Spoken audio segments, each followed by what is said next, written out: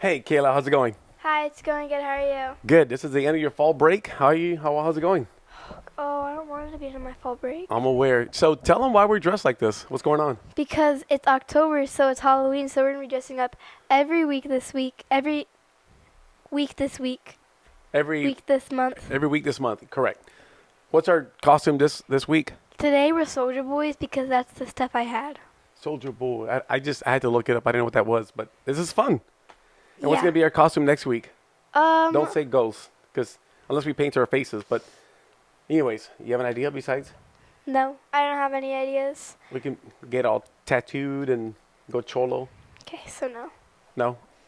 So I don't know.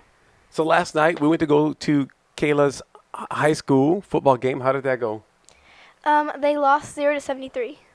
I think it was 71-0 they lost, but it was 50-0 at halftime. How much of that It did was you watch? 43-0 in the first quarter. Yeah, it was really bad. It was. I sent them a text like, "Hey, we're gonna leave when the score's 50-0." I didn't realize I was gonna be like in the beginning of the second quarter. Yeah. That was bad. Hey, so we just got back from South Texas. How was that trip? It was good. I really liked going to South Padre Island. You like South Padre Island quite a I bit. What did you liked like it a about lot. South Padre Island? And why did we go to South Padre Island? We went to South Padre Island because we went where my mom and dad got married. So there was this water park, but we had to kind of Say it. break in. It was like we were technically trespassing, but like the gate like wasn't fully locked. It was like cracked open, so it wasn't really our fault. It was like they should have locked it better.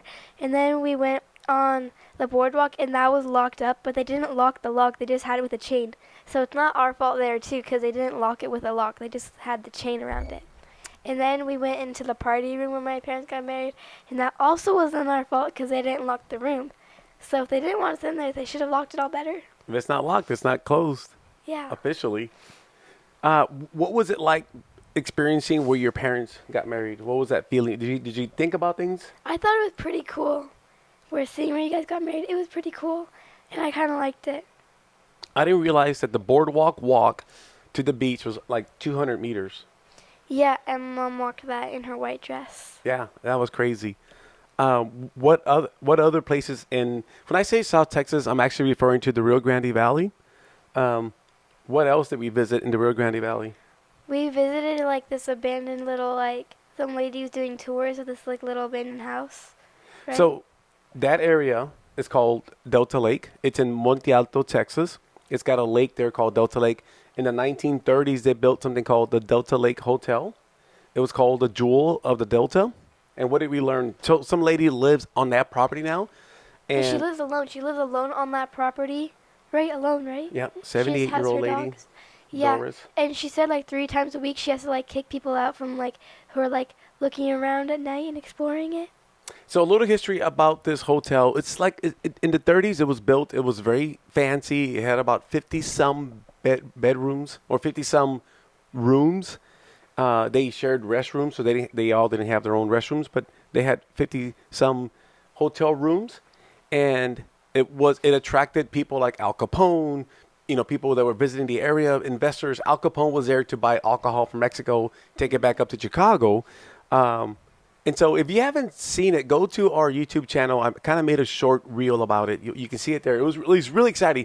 So growing up, I passed by that hotel, and it eventually became a nursing home. And they called it a nut house because people with mental, people who were considered, mentally unstable were staying there. So they called it a nut house. Then eventually somebody got murdered on the property, and they Yeah. were buried in the basement. Yeah, can I tell the story? Go for it. Okay. So it was his son. I want to make sure I'm telling it right. It's because it's gone through 22 owners. Yeah. Right. So the owner before this owner, So there was how many sons? well, they lived with one They son lived who was a with teenager, One 16-year-old. son. Yeah, but how many sons did the woman have? She had another son, but from a different father. Okay, so there was 2 sons, but one from another father. And the son that she was living with, she was like, he thought that she was like giving all of her attention to the other son, or that she like loved him more. Am I telling this right? No, not even close. Oh, I'm thinking of a different story then. Yeah. So a family brought the property because it at one point had, I don't know, over 10 acres, whatever it was. Right now she lives on 6 acres, but a family put like a RV on the property, and they were going to convert it to an Airbnb. But shortly after they bought it, the father died of cancer, or he died, but I think it was cancer. Yeah, and then um, so it was just the mother and the teenage son, and the son was into drugs, and eventually the mother got into drugs. They were both into drugs. Anyways, there was a dispute over wanting to buy a game console, and the son got mad at the mother because he wanted her to buy him the video game set, and she didn't, and he shot her 8 times, threw her in the basement. I think it say they burned her. Anyways, Yeah, he shot her 8 times, and then he threw her in the basement, and then that's where he burned her. correct. And then apparently that soul haunts the property. So That's the rumor on the Molcajete. that's the rumor around the Molcajete. One day we're gonna explain what that means. Not today though. Um, and so eventually the other son came looking for his mom, and that's when it was discovered. Yeah. And so that's the rumor about why it's haunted. Anyways, my entire life I've passed by that property. I mean, this must have been thousands of times, and finally got the opportunity because I was going to be one of those people that was going to go in the middle of the night and break in and check it out because everybody wanted to go and know what's going on there. Yeah, see what's going on, see. And about 2 years ago, I passed by the property and there was a phone number and says, tours. And so I sent it. I started texting the lady, and we finally got a tour. Kayla, it was one of the most fun nights of my life. Thank you. It was really cool. I really liked it. And then I was going to say he got shot 17 times, but that was in To Kill a Mockingbird. That's a different story.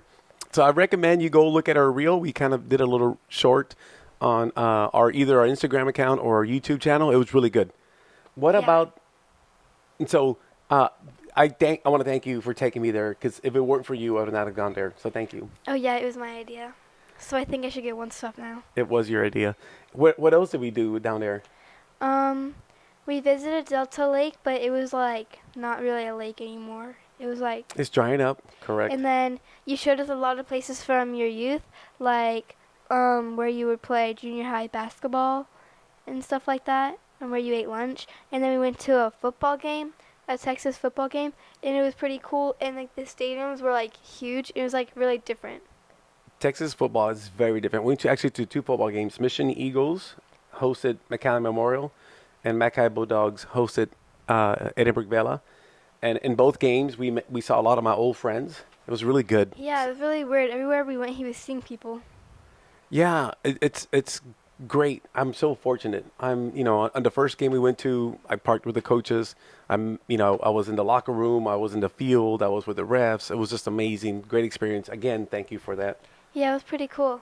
What was one thing that stood out on this trip? There's one thing for me that stood out. I kind of want to know if it matches up with you. Well, say yours first. You're like that.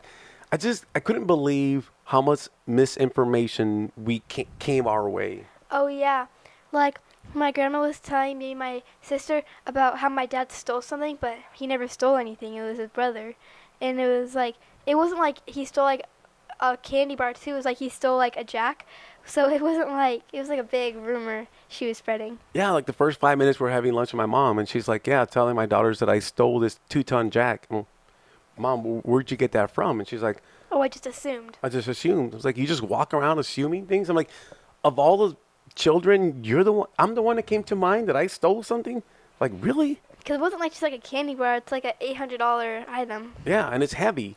And so I spent like a lot of my weekend because my friends or my dad or somebody would tell me something. I had to literally fact check everybody. And I just couldn't believe how much misinformation is just kind of like easily passed along among people. Yeah. It was kind of weird. Yeah, and I don't know if it was always like that. So growing up I'm not going to say in South Texas, just growing up, that wasn't something we did. We just didn't pass around misinformation. I don't know if it's a social media world, because a lot of their stuff generated from asking, where'd you hear that? And they would always say Facebook. First of all, no, I have no problem with Facebook, but like, you're still using Facebook? Like, that's... Like, really? Really? Like, okay, and you're still using Facebook for information? Okay. There is an issue in this, I don't know about world, but country of like people spreading misinformation, right? Yeah. I only use Instagram. I pretty much eliminated anybody that spreads conspiracies or weird stuff. Like, I'm just not into that. I have Yeah. one person left that I follow from back home, and this person, I just remember growing up, this person couldn't pass algebra one, even when this person was a senior. But all of a sudden, this person's an expert in vaccines and an expert in everything. Like okay, I do remember you in remedial classes for everything, but here you are on social media. So she even posted about the rapture. You know what that is? Yeah. So a little story. When I was, I don't know how old, maybe 8 years old, my dad told me the world was going to end in 2 weeks. Imagine your parent, your dad, telling you the world is going to end in 2 weeks. And he had a paper and it had the dates. And I'm assuming he was talking about the rapture. I don't know. And so as an 8-year-old, I thought, I'm done in 2 weeks. And every day was like one day left on this earth. And I was really depressed. I was really scared. All these things. And the days comes around. And I'm like, we're all still here.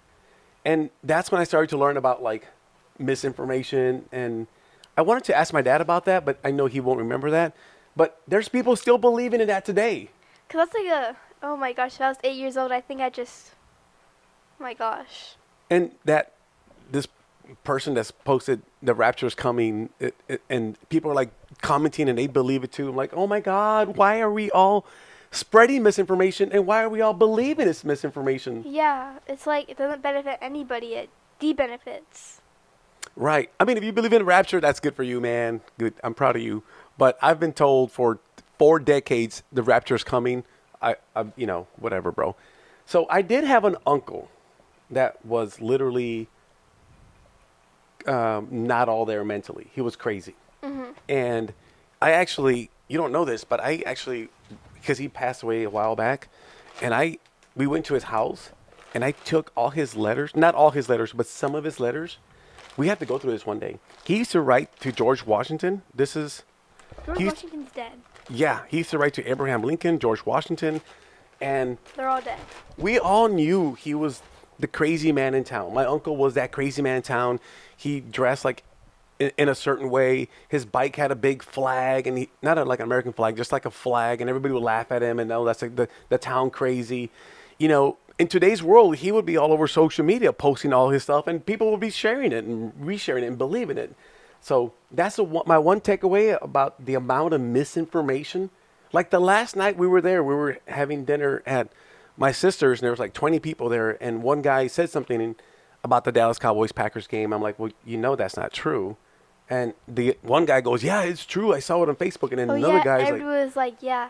And it was like, everybody like, yeah, it's true. I saw it on Facebook. I'm like, guys, that's not true. And we're about to find out in 5 minutes if you're right or wrong.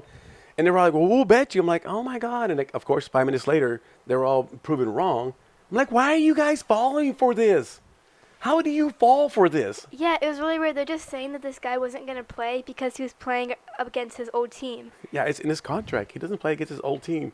I was like, That's a really dumb reason. this is the NFL. It's all about making money. They don't give you days off because you're playing against your friends. It doesn't work that way. Yeah, it was like really weird.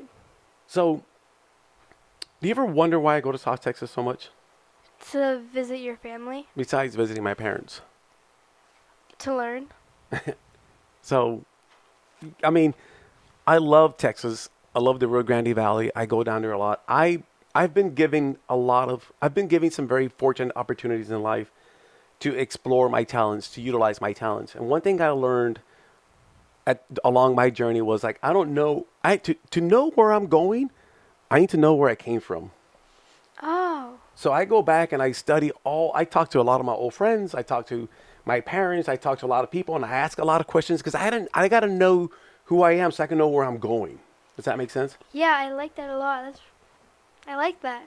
So I did kind of like, I was hoping to find out certain stories from my parents. Whenever you talk about a story, there's always my side, your side, and then reality, right? There's always, like, if you ever have a couple breakup, the guy's gonna have his story, the girl will have her story, and then there's reality, right? And so I asked, like, one of the questions I asked my parents was, what do they remember about the day that I cut my thumb off? You remember that? Yeah, and they didn't have like an answer. They just had, I took you to the hospital. Yeah, it was kind of weird. I was like, they were like, you were happy. You think I was happy when I lost my thumb, half of my thumb? Like, You remember that, what they said? they're like, I took you to Whataburger. Yeah, we took you to Waterburg and you were happy. I was like, okay, I I was wasn't happy because I got Whataburger. I was just happy in general. I was in so much pain. I was traumatized that I lost half of my thumb. It hurts. I was not happy that I got Whataburger. And it was that I don't remember any part of that day being happy. I still suffer from that day mentally. Like it was so painful. Like they had to put stitches or stuff in my thumb. That hurt even more. And then he pulled it out of his pocket and put it on. The cup. And we buried it. One day we're gonna go look for it. He, My who's fingernail. Who's we? You got a frog in your pocket? You. So let me tell you a story about why I am not a big fan of misinformation. I mean, for one, look at our political system. Everything's filled with misinformation. It's horrendous right now. Everybody, the stuff that people believe is like, bro, you need to, whatever you're watching or listening to, get off of that. You need to touch some grass. Touch some grass. So growing up, one of the stories in my history class that we studied was there was a lieutenant general called Custer, and it was called the Custer's Last Stand, and basically the American military were trying to force these Indians into these reservations. Well, these group of Indians in Montana were not doing that. They were like, no, we this is our land. So the military sent all these soldiers to pretty much take care of the Indians. And when they got there, Custer separated his company, right? He created, like you guys go there this way, you guys go this way, and we're gonna go this way. And he took about 210 men with him. And the scouting reports told him how many Indians there were. And so based on that false information and other factors, there was other factors, but the story that I was always told was based on the false information, he felt they could defeat the Indians. And once they got there, they realized, oh, there's a lot more Indians than we were told. And they got surrounded and they all got killed. They all got murdered, like in a horrendous way. And so I always remember like why it's important to have good information, accurate information before you make a decision like, let's go attack these guys. Yikes. Oh my gosh. Crazy. Yeah. Oh my gosh. So I want to talk about a special I saw on Netflix. Okay. Okay. It's a comedian. Her name is Christy Alonso. Oh yeah, you've been telling me about. Yep. She has her third special on Netflix, and I watched it the other day, and it was amazing. If you guys get a chance to watch it, but I want to talk about Christy Alonso a little bit, okay? So she actually grew up in San Juan, Texas, where you and I were staying. We were staying in a hotel. It was pretty nice. You like staying in a hotel? What'd you like about it? It was just fun to be able to like run around the room. I just thought it was pretty I liked it. It was a nice hotel. I even saw a friend in that hotel. It's crazy. Yeah, we're in the hotel lobby waiting for our room to be ready. He's just like, see somebody he knows. Yeah, South Texas. I just know a lot of people there. Anyways, Christy Alonso. Let me tell you a little bit about her, okay? Okay. I don't know, like 20-some years ago, I went to go see a comedian named Gabriel Iglesias. They call him Fluffy. He was performing in McAllen, Texas. He was performing. And I went to go see Fluffy. Like, everybody loved Fluffy. He's so talented. And they always have opening acts. All the opening acts were men, except for one female. And she was, she dressed like a poor girl. She looked like, her hair wasn't good. Nothing about her stood out other than like, I'm poor and I'm here to tell you some jokes. But she was really good. And I remember thinking of the whole night, that first person that came on, the female, was the best one, right? Like I would just remember, who was that girl?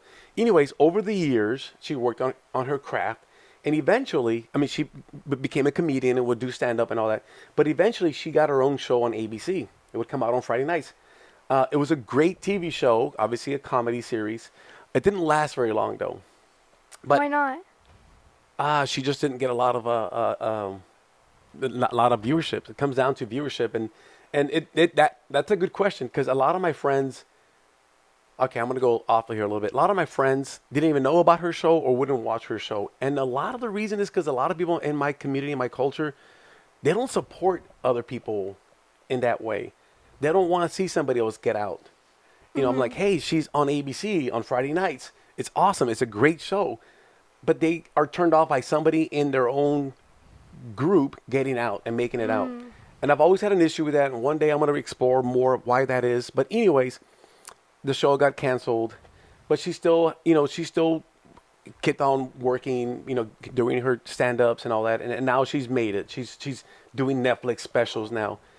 What I like about her story, and you should watch this Netflix special. You thought I was poor growing up.